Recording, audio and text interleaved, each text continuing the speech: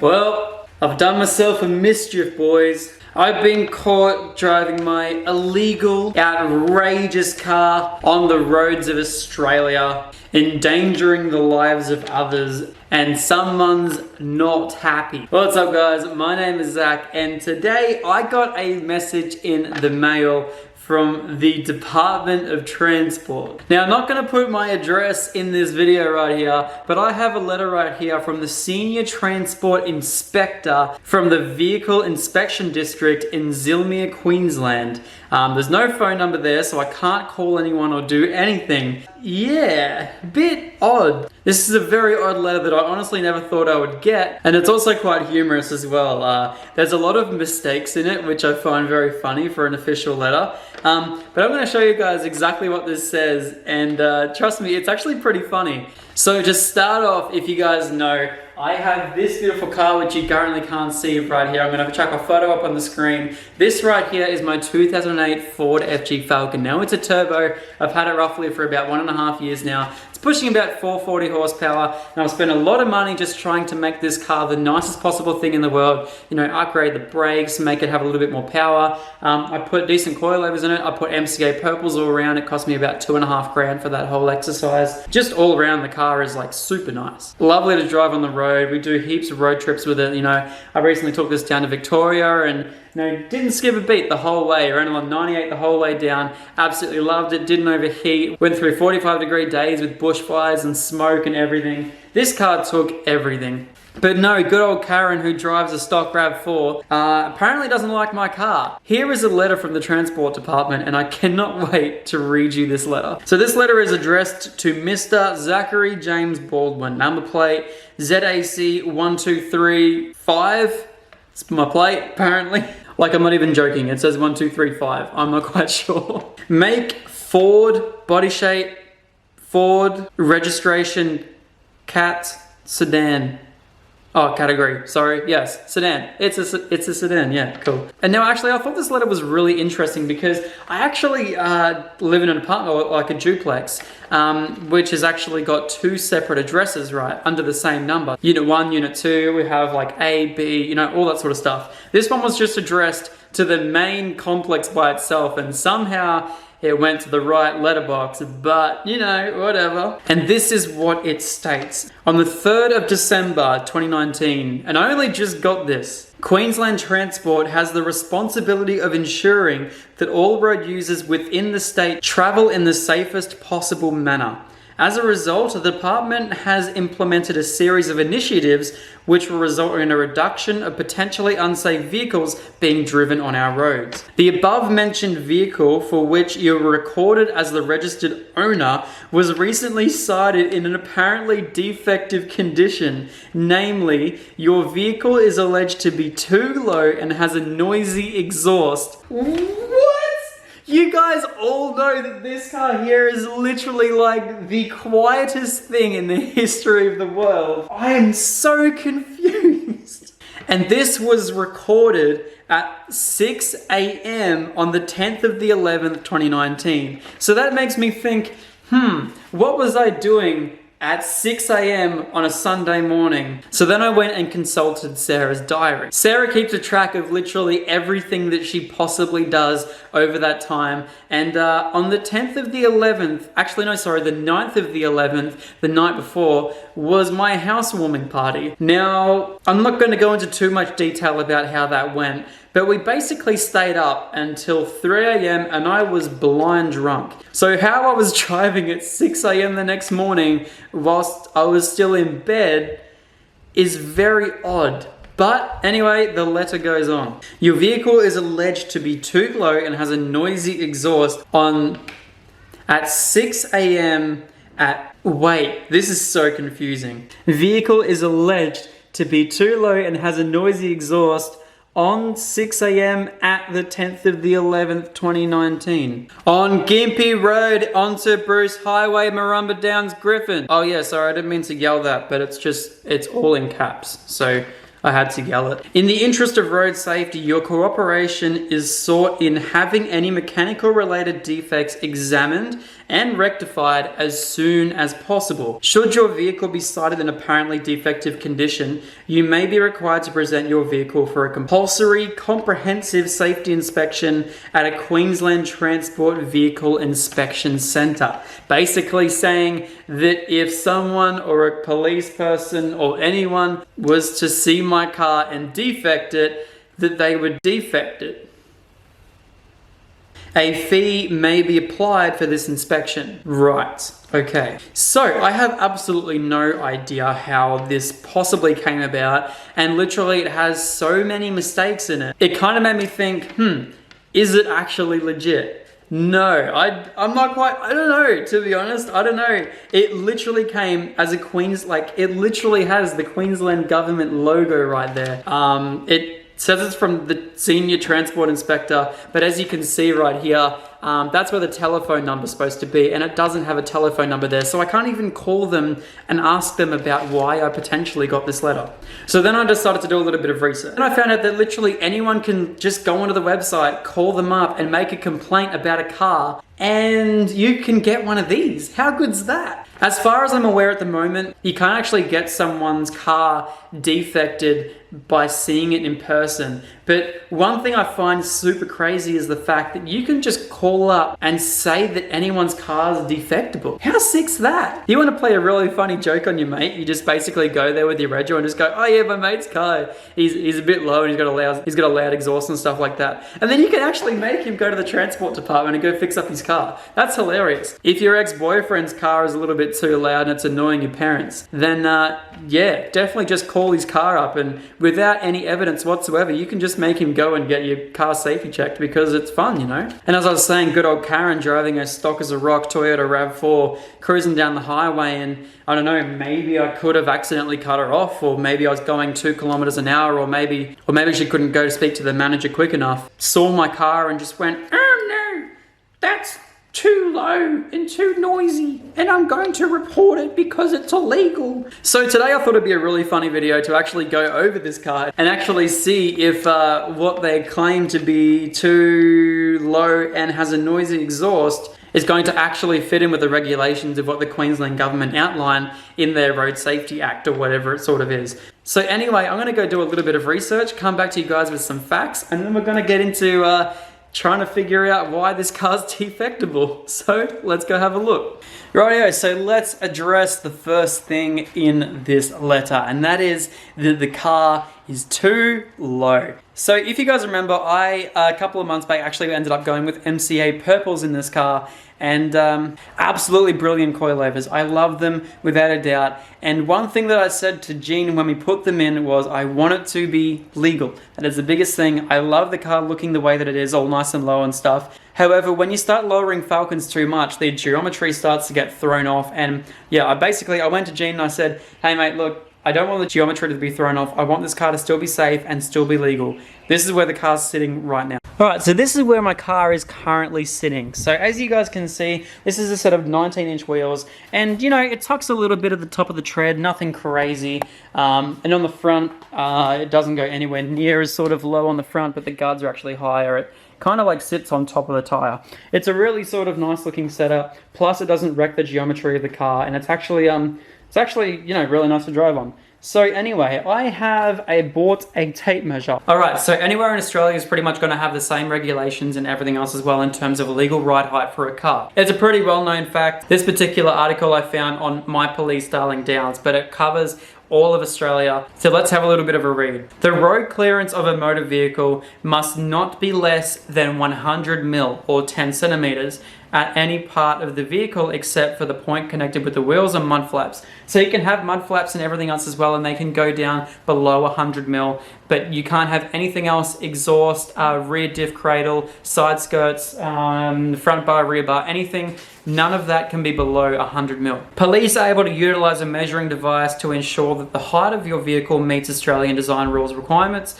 A simple block of wood cut 100 mil and runs underneath your vehicle at home would be a simple alternative. So we're not going to end up cutting a block of wood or doing anything. However, I have looked around the entire car, and the lowest point of my entire car is actually the side skirt at the very front, just behind the front wheel. So now we're going to have a look, grab a tape measure, and see if this car is illegal by the Australian Road Safety Act standards. I think the best thing about the car at the moment, and sort of like the way I was able to go as low as I did, especially when you guys see how high it is at the moment, the exhaust is actually a completely stock section. Basically, comes out with a different cat. It's a Venom high flow cat, which sort of is the exact same dimensions as what the factory cat is, and then goes into a completely stock midsection. It fits really nicely up in the car. It's really nice and tucked up. So the exhaust isn't the lowest point in the car. Transmission mount, definitely not the lowest point. Rear cradle, not the lowest point at all. Believe it or not, the rear is actually higher than the front.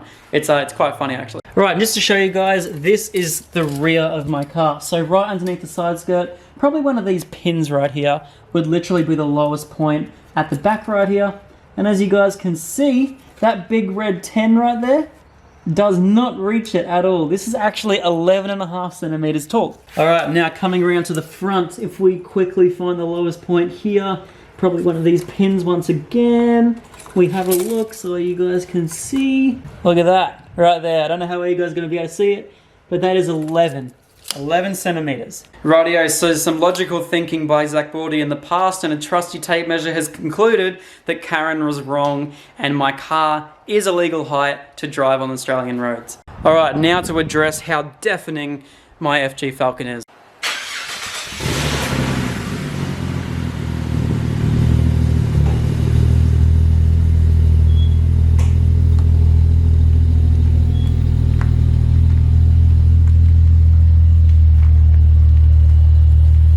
Alright, so now we're going to address the very noisy, deafening, disgusting exhaust.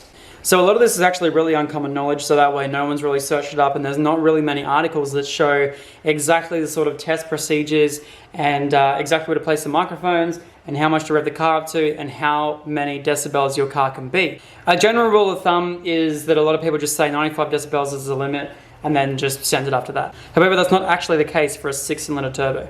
Made after, I think, 2000, but I have all the stuff here, so I'll read it to you. Alright, so this is how to test for a noisy exhaust. Measurement of stationary noise levels. For this regulation, the stationary noise level of a motor vehicle must be measured in accordance with the procedure set out for the kind of vehicle in the document entitled National Stationary Exhaust Noise Test Procedures for in-service motor vehicles, September 2006, published by the Commission. So then I went onto that right there, and it gave me all the details as to what I needed to know. Stationary noise levels for cars, car derivatives, motorbikes, and motor trikes. The stationary noise level for a car derivative, motorbike, and motor trike must not be more than A. For a car or car derivative built after 1982, which is what my car is 90 decibels. So 90 decibels is the absolute limit for any car driving on Australian roads, as long as it was complied after 1982. Now, one of the other requirements that they say you have to have in your car is at least a sound deadening device. So all these guys running out with, hollow through cats and straight pipes and everything else as well, like my Skyline originally was before we fitted the new exhaust on, it has to have some form of sound deadening device. My car's got one cat and one muffler and 2 hot dogs in it. So that means 4 sound deadening devices, which means my car complies with all of that. Now I could go through all the rules and regulations of testing where your microphone is supposed to be placed when you're doing a decibel test and everything else as well. However, basically what it states is you have to be around about 5 feet back from the exhaust, have it 45-degree angle and pointed directly straight towards the orifice of the car. There can't be any structures around it whatsoever that are going to amplify or direct sound waves in different ways. Basically, there just can be no structures around it. So I've set the car up on the driveway and we're going to see how we go. Alright, so now the biggest thing is how high in the RPM range does the car have to be to actually get an accurate decibel reading and be below that 90 decibel limit. For a car that's 5 cylinders or less, you have to be at 4,000 RPM. For a car that is 6 cylinders and is manufactured before 1995, it's $3,200. For a 6-cylinder car that is manufactured after 1995 or in 1995, which is both my cars, it is 3,600 RPM. This is going to be the controversial part of this video that a lot of you guys are going to be like, you know, you didn't do your test properly. I don't have an extremely expensive nor certified sound testing device as to getting the right decibel limit. All I have is my iPhone X. I downloaded 4 different decibel meter apps, and I thought they can't be too far off what is, otherwise they wouldn't be apps. They wouldn't be decibel reading apps. Like, surely they can't be too far off. So I'm going to use my phone today now. Now, if you guys really want me to get into it, I will honestly go out and get a microphone and set it up, and one that's actually going to be certified, and literally do this test 100% perfectly. But if I did that, I would be the most anal YouTuber in the history of all time, and I'm definitely not that. I really couldn't care less. So let's go set up my phone on a certified tripod, so that way we can set it up in all its certified little angles and everything else as well, so it's certified and everything's certified. And then we can get our certified readings from our certified decibel apps. And then we can get a certified conclusion based on my certified apps that my certified car is, okay for our certified roads. So anyway, let's get certified. So this right here is my basic sound testing setup. I have my decibel apps on my phone, and as I said, they can't be too far off, otherwise they wouldn't be actual proper decibel apps on a phone. Surely they have to be tested to some extent, so it's placed at a 45-degree angle from the car. Also, the microphone at the bottom of the phone is directly headed towards the outside of the car. It's roughly about 5 feet back from the car. So now what we have to do is rev this car here up, measure the sounds, rev it up to 3,000 RPM, and yeah, see what reading we get.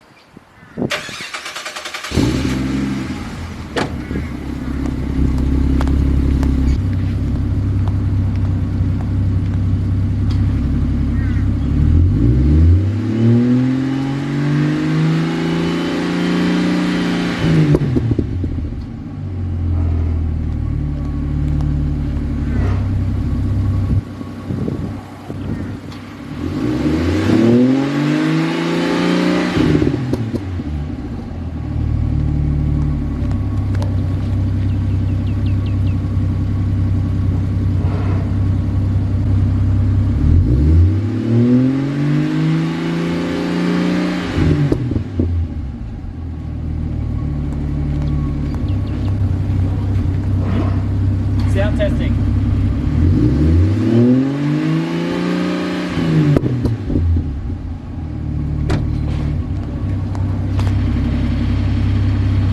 There you have it, guys. I don't know. Can't say I wasn't expecting it. It's not like that's how I wanted to build my car since the very beginning, but there you have it. That is it. That's the Falcon, legal and everything. Alright, so yes, there probably is some parts of my car that I could imagine are a little bit illegal. I think my front window tint, 18% over, I think it's 35 is legal, 18% is not good on the front windows. The wheels, I'm not quite sure whether it's tread or rim that has to be underneath the guard, but it is like, I will admit it does poke out probably about 1 centimeter or so, and same on the fronts as well. Chameleon tint on the back, reverse lights have to be pure white, I believe.